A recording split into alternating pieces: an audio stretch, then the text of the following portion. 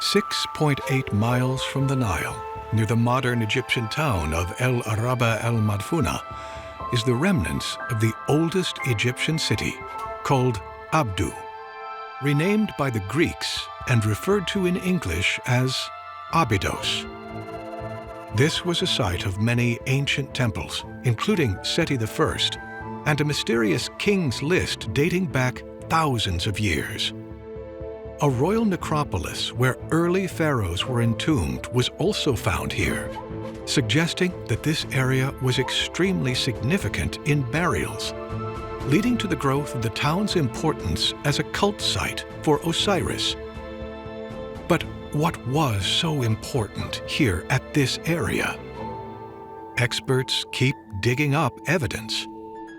In November of 2016, Egypt announced the remains of a lost city alongside the mortuary temple of Seti I. A team of archaeologists from the Egyptian Ministry of Antiquities found the remains of ancient huts and graves during a dig dating back to 7,000 years ago. Some believe, however, that the significance of this find is just the beginning of not only the dating of this ancient city, but also its significant meaning in the world.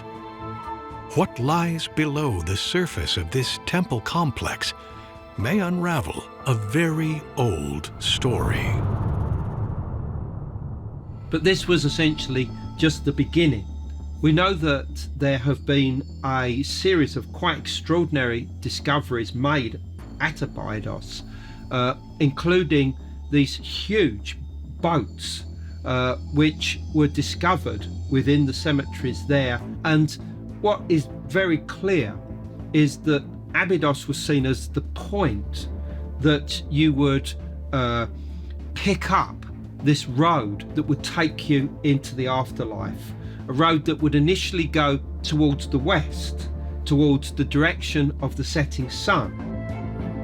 Abydos was arguably the most important of all of these cemeteries in Egypt, and that this tradition then continued on right the way through the Old Kingdom into the New Kingdom period, when you have this massive great temple complex built by Seti I around 1300 BC. And this is an incredibly large temple.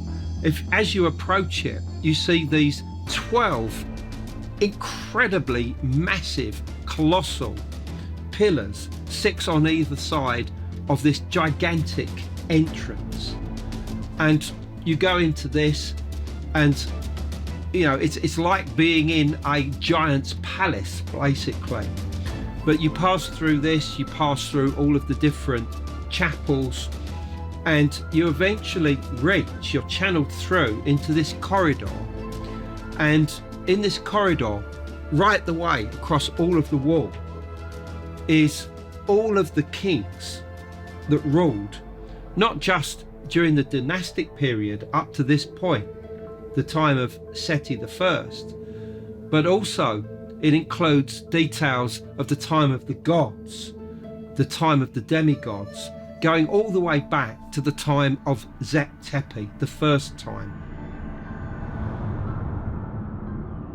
It's one of the most mysterious temple complexes found anywhere in Egypt, anywhere in the world. We don't know for sure who built this complex. We don't know for sure how long it's been there. It is called the Abydos Temple Complex, but it actually encompasses 2 very, very different sites. One of them is very visible to the naked eye, and this is the Seti I temple, which is very contemporary even in modern terms. If you look at this temple today, the architecture is just exquisite. It is beautifully, beautifully laid out. And it appears that this site is built on top of an even older, more mysterious site of very, very different architecture that is called the Osirian. The nature of the construction and the apparent dating of that site is contemporary with what we find on the Giza Plateau. The legacy that was left to us today is simply the technology, the extraordinary technology, and the precision of creating these structures in the places where we find them today. Now, while the Sphinx itself was carved from native stone, the Osirian appears to have been created from the granite coming in from the Aswan quarries. And the way that these structures are situated suggests a dating contemporary with the Giza Plateau. We're talking right at the end of the last ice age. The ice age ended about 12,000 years before present. The unsettled weather pattern for 4,000 years after that. So we're talking 10 to 12,000 BP before present as very likely time frames for the building of the Abydos complex itself.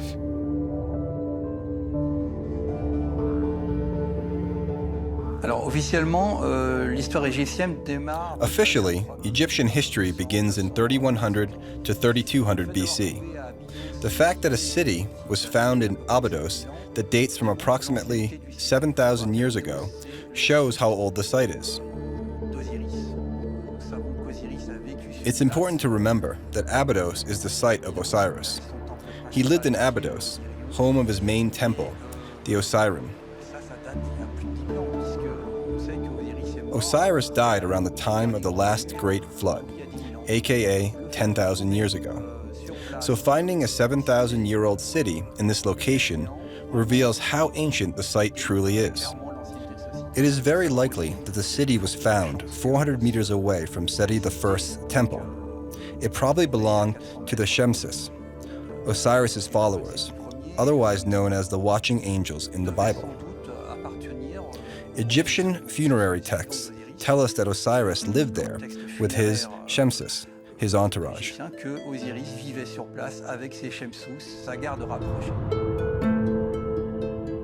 This mysterious temple complex, called the Osirian, is built at such a level that it fills with water. Could this be an ancient technology dating back to 10,000 years ago?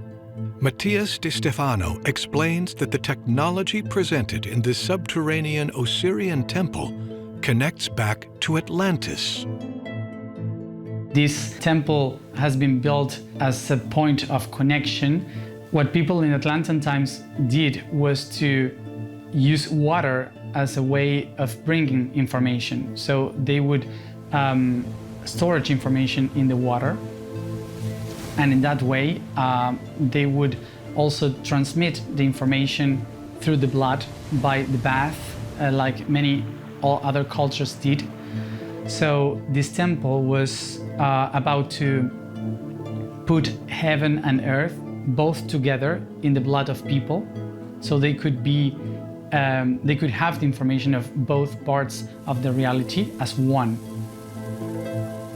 And of course, as the pyramids, the way of building it was to bring the stones from far away to by sound. The technology was a sound, so all the structure was about how to bring the information of the cosmos into the blood, into the cells by vibration, by sound.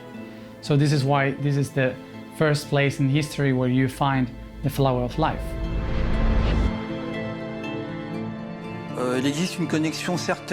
In my opinion, there is an irrefutable link between the Osirian and Atlantis. The Edfu texts that mention Atlantis speak of a temple called the Bu Enem, which translates to the place of the cistern. This corresponds exactly to the Osirian. In my opinion, the Bu Enem is the prototype of the Osirian. It must have been the same type of structure in both Atlantis and Abydos. If the Osirian temple connects back to Atlantis, then is it possible that Osiris himself connects back to Atlantis? Since 2007, I've been working on an important thesis which explains that Osiris is the god found known as Enki at Sumer. They are one and the same. Sumerian texts constantly refer to Enki welcoming nobles and commoners in his aquatic temple. Numerous Sumerian and Akkadian seals show Enki in a structure with columns and surrounded by water. It is clear that it is the Osirian temple. In my opinion, Enki and Osiris are one and the same. He was Enki, Lord of the Earth, to the Sumerians and Azar, his true Egyptian name. And Osiris is the Greek one, to the Egyptians. He lived for a long time in the Osirian temple, where he welcomed his people and preached the good word. Both Enki in Sumer and Osiris in Egypt were close to the people and taught them. Enki in Sumer is the famous biblical serpent. Certain tablets refer to him as the serpent. An important element linked to both Abydos and my theory that Enki is Osiris is that Enki regularly lived in an aquatic temple known as Abzu, according to Sumerian texts. The site of Abydos is pronounced Abju in Egyptian, which means the reliquary hill. Why hill? We know there was a hill over the Osirian temple on which grew trees. When does Enki become Osiris? The Sumerian tablets mention Enki with the Nungal, his entourage, who will become the Shemsis in Egypt, and the Anuna, Enlil's followers, or Sets, in Egypt. At first, Enki is very present. Many tablets explain that he came to Earth with the gods and that he settles in the Karsag Mountains and creates the garden known as Eden. But it is obvious in the Sumerian texts that Enki does not get along with the Anuna. Enki eventually leaves the Anuna clan and goes to live in the Atlantean Islands and in Egypt, which is where he settles and creates his site at Abydos. This is where he officially becomes Azar, or Osiris.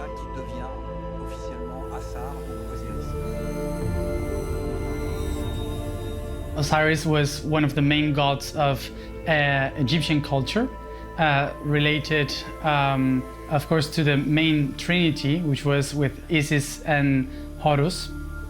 And the history of them is something that is more related with the first pharaohs and the first lineage of the kings and queens of this land, and how they started to resurrect by mummification and so on. So it's kind of the god of the afterlife of the mummification.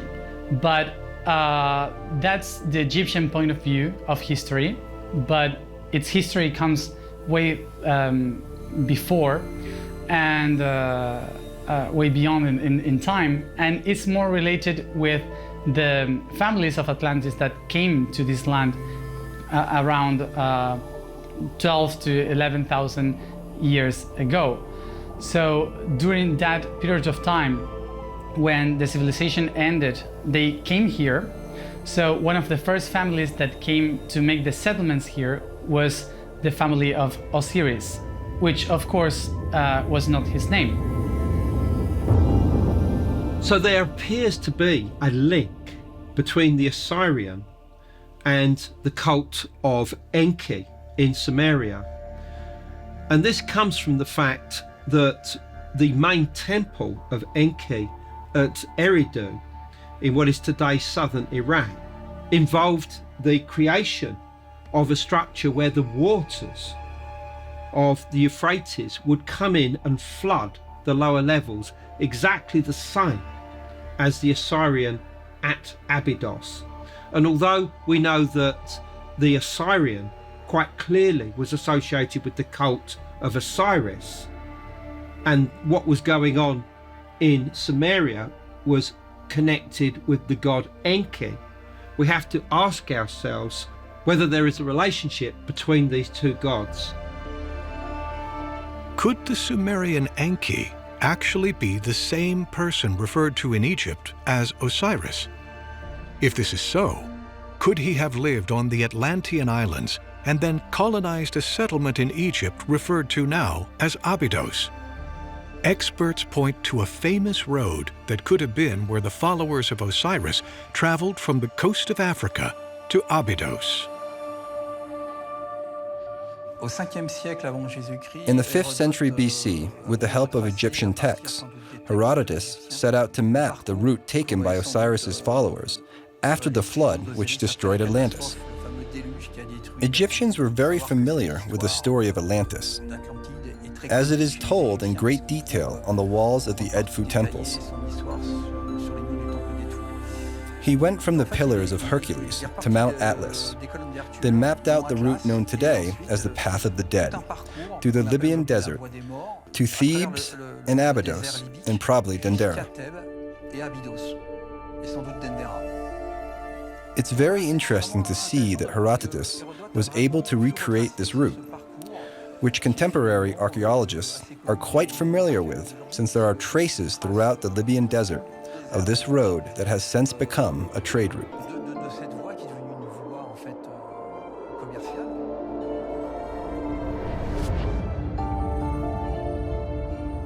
Atlantis was a civilization settled all around the islands in the Atlantic Ocean, around the islands of Green Cape, of Canary Islands, and Azores. The Canary Islands were kind of the most important place through where they started to spread around the world. And they took different paths to get to the Nile, because the Nile was their goal. And from the Canary Islands is where they took the path to something that we called that time Tagok. And Tagok was what we call now Iberia. And they had the White Pass and the Black Pass. And the White Pass was the northern, and the Black Pass was the southern. That was Morocco today. That is Morocco today. All the Atlas mountains, and through the south, they went through the fertile valleys in all the Sahara. In that time, there was no Sahara as we know it today. There was more green regions. So they crossed all through that region until they reached, by the north, the delta of the Nile, and by the south, they reached the center of the Nile, where now you can find Abydos. If this is true, where can we find in the texts evidence of this ancient Osiris-Enki clan? My theory is that the southern part of Atlantis was in the Canary Islands and extended north to the Azores Islands. Atlantis was disrupted several times. There were numerous floods, as mentioned in the Edfu texts. Atlanteans regularly faced major problems and were constantly forced to rebuild. In my view, the southern part corresponds to the Canary Islands, which comes from the Latin Canariae Insulae, the island of dogs. Not because dogs were rampant on the island when it was discovered, but because ancient legends tell of humans with dog heads living there. Again, we find the idea that Osiris's followers, the Shemsis, were present in the southern part of Atlantis.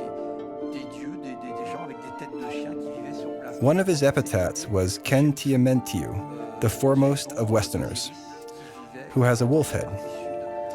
He is the first follower to bring Western culture, Atlantis, to Egypt. Anubis also has a wolf head and happens to be one of Osiris's sons. After his father's death, he becomes a kind of funerary god. He is also connected to Osiris through his wolf head.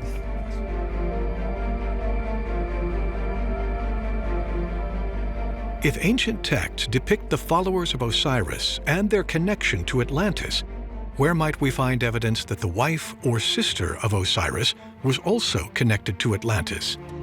Experts point to the symbol of the cow horns.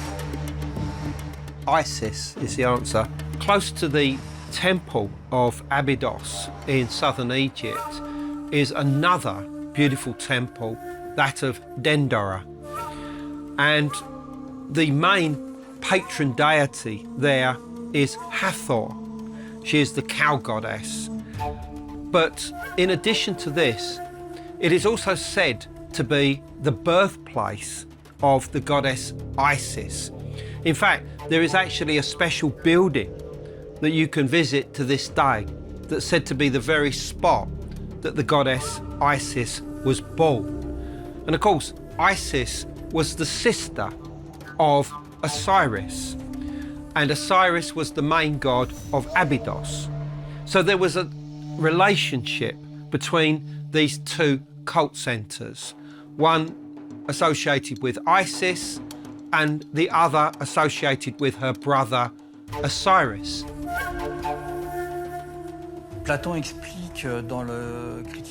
In the Critias, Plato explains that the Atlantean culture is linked to cow horns. Interestingly, cows dominate the site of Dendera, which is intimately linked to Isis. In the temple of Ramses II at Abydos is a representation of the royal pike adorned with cow horns. It is a very ancient cult. Stone braziers in the shape of cow horns are also found in Egypt.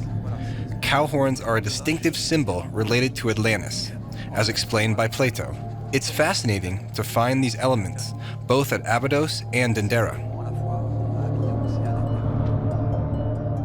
Abydos might have been the home of the god Osiris, but it is known today as the home of the cult of Osiris.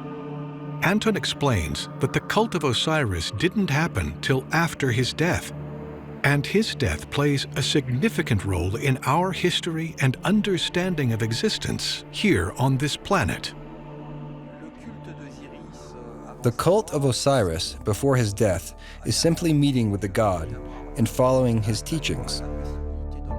After his death at Abydos 10,000 years ago, close to the Osirian temple, an annual celebration is held to honor his death and bring him back to life.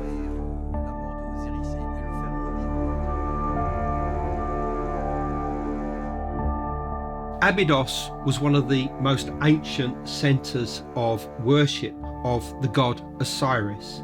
Why? Osiris was the god of the dead god that the pharaoh became in death, obviously.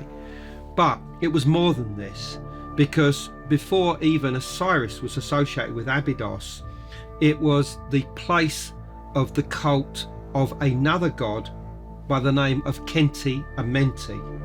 And this was a dog in canine form, most obviously a jackal. And this jackal was seen to be the guide of the soul as it journeyed through the underworld into the afterlife. And eventually, Kenti Amenti became a part of the cult of Osiris.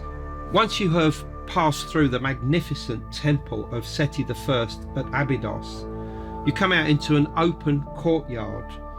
And if you then look down, you see this incredible underground structure, and it is made of massive cyclopean blocks. Now these are huge blocks that almost look as if they've been put in place by giants, and this forms a rectilinear structure, in the center of which is a raised platform or island, and this would have been surrounded in the past by water that would have flowed in from the Nile. And within the island itself is these massive pillars that had these lintels on top of them, and the whole thing was covered over with a roof, and quite clearly was used for rituals and initiations, probably to do with the cult of the god Osiris. Why Osiris? Well, because according to the most ancient versions of the story of his death, he was buried on an island within a tomb. And so what the Osirian represents is a symbolic tomb of the god Osiris, and that rituals to do with the cult of Osiris would have been conducted at this location right the way through dynastic times. If the cult was based on his death, what story has been told here for many years? The story of Osiris is a very fascinating one, and it tells of the betrayal of this god by his brother Set, or Seth, who is the trickster god. And it was said that he tricked Osiris into a tailor-made coffin, which was then nailed down and thrown into the River Nile. And of course this killed Osiris, but that his sister and wife Isis came along, found the body, and was able to resurrect the god. But then Set himself found the body once again and chopped it up into 14 parts, and those parts were sprinkled throughout the whole of Egypt. And here, the plot thickens. Experts point out that something mysterious has been hidden in this story, something that took place at Abydos. Experts point to a mystical system which holds the key. Gematria is a Hebrew mystical system of being able to break down words into individual characters which are assigned a specific numerical value.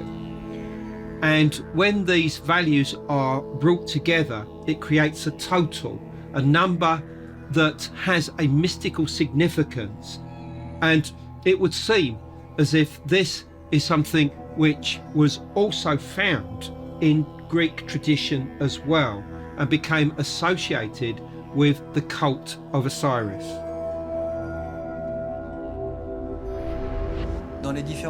Osiris's death is encoded in numbers in the Egyptian funerary texts, similar to gematria in the Kabbalah. Osiris's body was cut into 14 pieces. Jesus, who was also crucified, made 14 stops along the way of the cross. Osiris was murdered by 72 assassins. This is a reoccurring number in many traditions. The 72 names of God, the 72 languages spoken at Babel, the 72 archons in Gnosticism.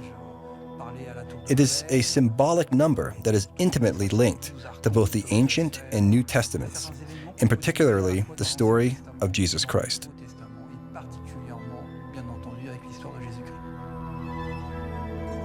Could one of the greatest stories of death and rebirth have symbolism with this story of Osiris?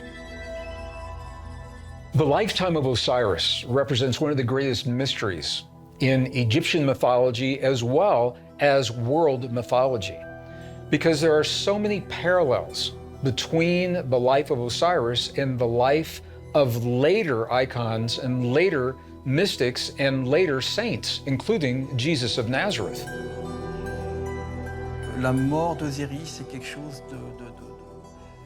The death of Osiris in Egyptian culture was obscured for a long time.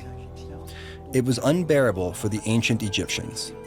To explain his death, they coded it into the funerary texts. There isn't a single text that explains the event clearly, although you can find it in bits and pieces in all the funerary texts. It is nonetheless coded into all the funerary texts. The element of the story that stands out is that over 10,000 years ago, when war raged in the Atlantean Islands and the planet between Mars and Jupiter exploded, Osiris was at Abydos with his entourage. They were all massacred. It isn't clear what exactly happened, but there must have been traitors on Osiris' side who opened access to the Abydos site. Osiris was dragged, half drowned in the Nile that flows at Abydos, and tied to a tree, crucified and disemboweled. It is even said in certain texts that his heart was ripped out and devoured by Set. A civilizing god who is tied to a tree and crucified is reminiscent of certain New Testament passages.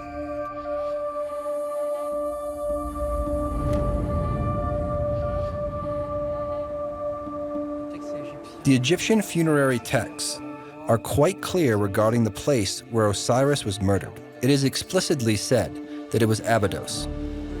A small channel runs through the Abydos, known in Egyptian as Nejit, the place where the father was bound.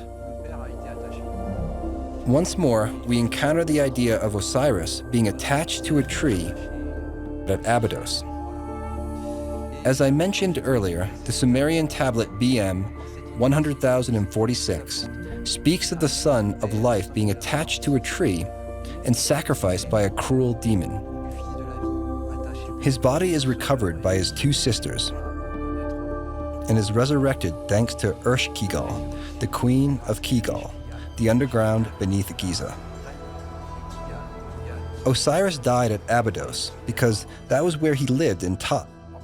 It is symbolic because it is the place where he taught humanity the secrets of tools. This idea can also be found in tablet BM 100,046, where it is said that the Son of Life was criticized for teaching the people about the tree of knowledge.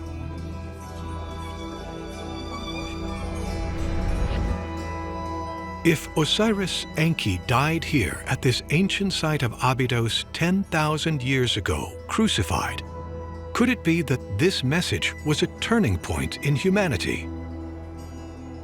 The death of Osiris around 10,000 BC represents a turning point in history. The Egyptian funerary texts that speak of his death date back to 2500 BC. The time lag between his death and the texts that speak of it is at least 8,000 years. This was a civilizing God who, similar to Jesus Christ, offered teachings and was massacred because his message was disliked. His message has lived on over millennia. Abydos was a landmark for millennia. People from the Near East, Far East, and the Mediterranean came to mourn his passing at his tomb. This went on for a millennia. It's unfathomable. It's difficult for us to imagine because our reference point is Jesus Christ, 2,000 years ago. We're talking about 8,000 or 10,000 years ago here. It's monumental. His message has lived on and can still be found in text today. We find the same story in different myths, be they Sumerian, Akkadian, Egyptian, or African. Traces of Osiris echo in Dogon mythology, with the sacrifice of Nomo on a tree. The evil coyote, Pale Fox, who is determined to kill him, represents Set, or Enlil. The story is archetypical and cyclical. Following Osiris's death, the chronicles of Horus begin. He is said to be the reincarnation of Osiris. The texts explain that Isis extracted Osiris's genes and gave birth to Horus. He followed a similar trajectory as his father, although he was much more of a warrior and set out to battle Set's forces. It is an archetypical story, including that of Jesus, that repeats itself until the message is heard. Is humanity capable of receiving it? So why exactly is the death of Osiris and the legend surrounding it so important? So important to us, but also important to the dynastic Egyptians? And the answer appears to be simple. It's about the whole concept of death and resurrection, not just of us human beings, but of nature and of the cycles of the sun each year. All of these were these death and rebirth gods that would hammer home this whole idea of the importance of death and the resurrection in the afterlife. And of course, that also brings us to Christianity.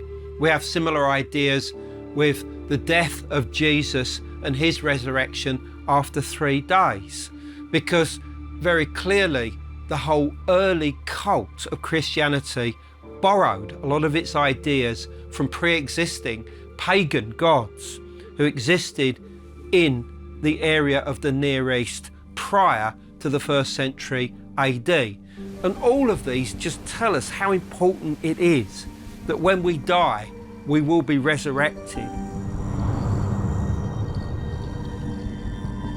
The story of Enki and Osiris, and possibly even Jesus, is of a great man that teaches humans how to understand the universe and their connections with God. Is it possible these teachings keep coming to us until we understand their true meaning?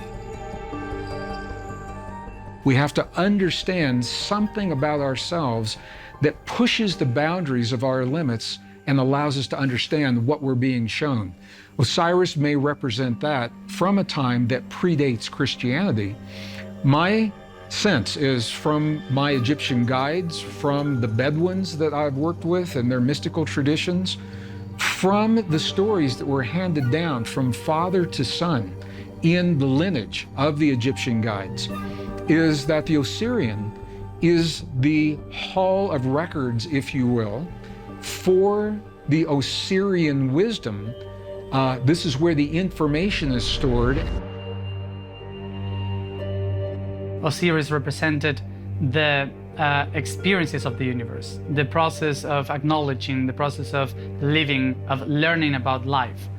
And this was the idea that the Atlantean people had about the representative of the families in the culture. The humans were trying to represent the concept of the universe. So it's not that he and the other ones were gods, but they were people that were trying to incarnate the concept of the cosmos so they could teach others how the cosmos works. So he was the representation of the experience of the universe. We need to fight for our freedom. It's always the same story. It's relevant to what the world is currently going through. We all need to fight for our freedom. It was fought for in the past by humans, non-humans, superhumans, and gods. The myths and texts are clear that they fought for the freedom of humanity. We can't forget this, and we need to continue the fight. It's important to protect individual freedom.